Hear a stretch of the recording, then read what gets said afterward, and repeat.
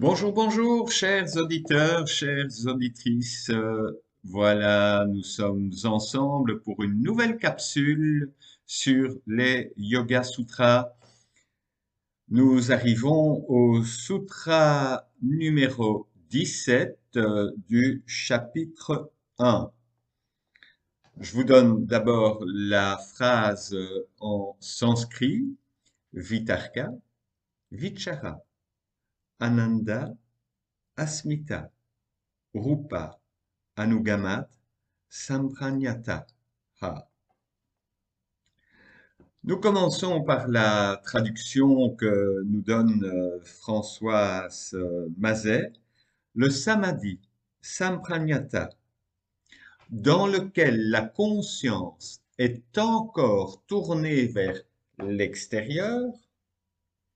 Donc j'ai envie de faire ça, elle est tournée vers l'extérieur, fait appel à la réflexion et au raisonnement. Elle fait appel à la réflexion et au raisonnement.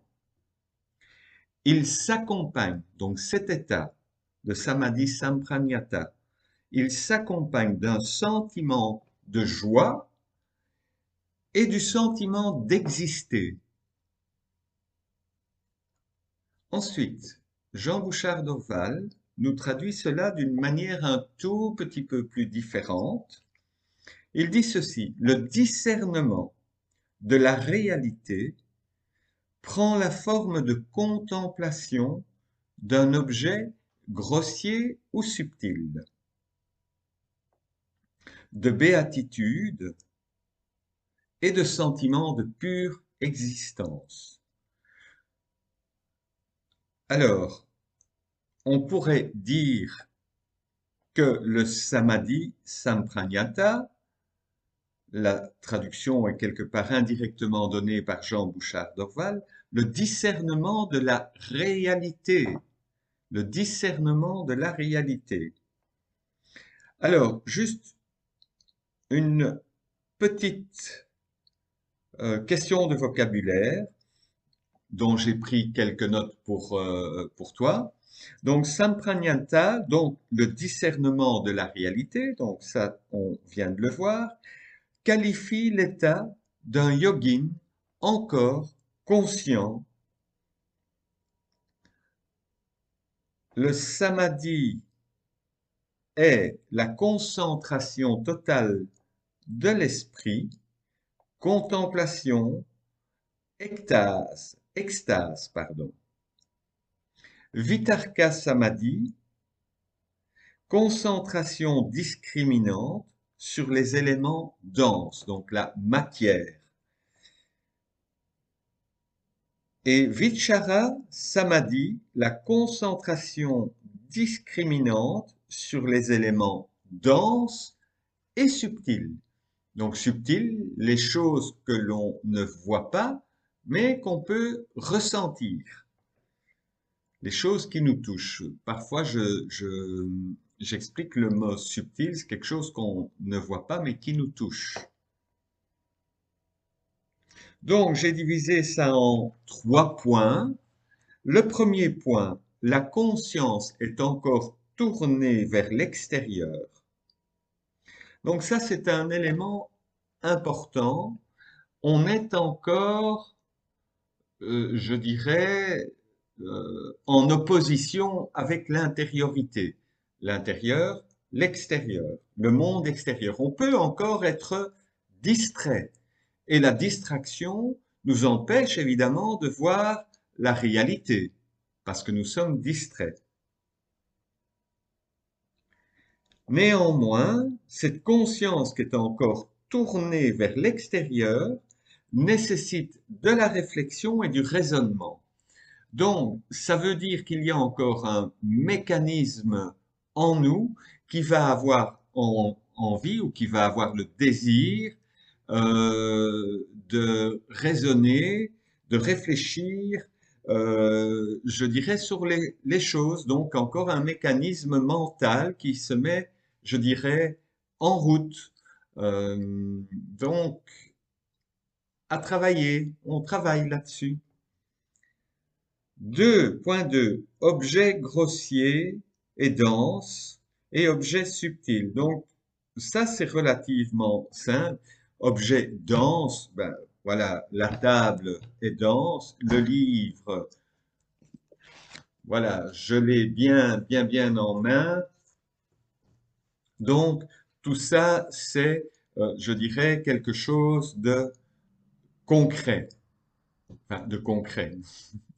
Peut-être pas le bon terme, mais en tout cas quelque chose qu'on peut, je dirais, toucher. Et l'objet subtil, encore une fois, c'est assez facile à comprendre. Alors moi, ma manière de l'expliquer, c'est quelque chose, effectivement, qu'on ne voit pas, qu'on ne sait pas toucher non plus, mais par contre,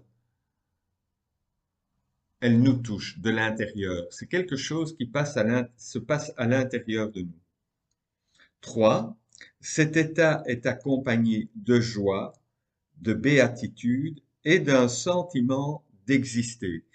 Alors, la joie, donc, c'est pas une joie festive dont on parle ici, hein. C'est vraiment quelque chose aussi de l'ordre du subtil. On ressent une joie, mais qui n'est pas liée à la satisfaction d'un désir qui procure un plaisir.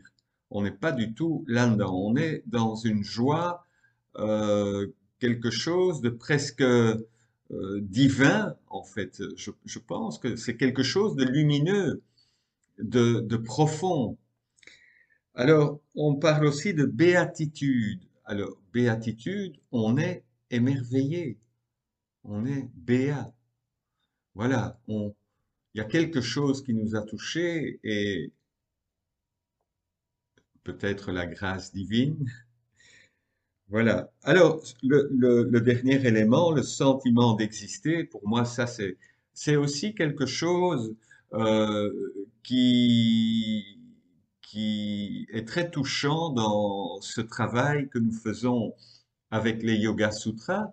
Je pense que un des premiers éléments ou une des premières résultantes que moi j'ai envie de mettre en avant sur ce travail, ben, c'est la confiance en soi, hein. On a beaucoup plus de confiance en soi et en même temps on réalise qu'on a tout un potentiel à l'intérieur de nous, qu'on a des capacités pour chanter, pour écrire, pour dessiner, pour réaliser quelque chose.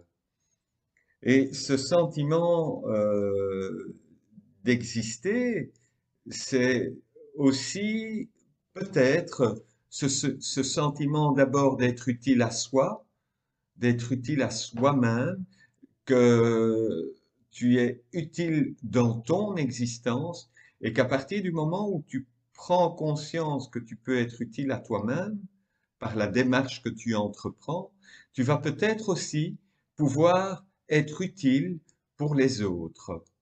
Voilà mon petit partage d'aujourd'hui concernant ce Sutra 17, chapitre 1. Et je vous rappelle les livres à acquérir quand même, Françoise Mazet, Yoga Sutra, et Patanjali et le Yoga Sutra de Jean Bouchard d'Orval. Avec ça, on travaille. Voilà, bonne journée à vous et puis on se retrouve très bientôt. Je ne vous oublie pas.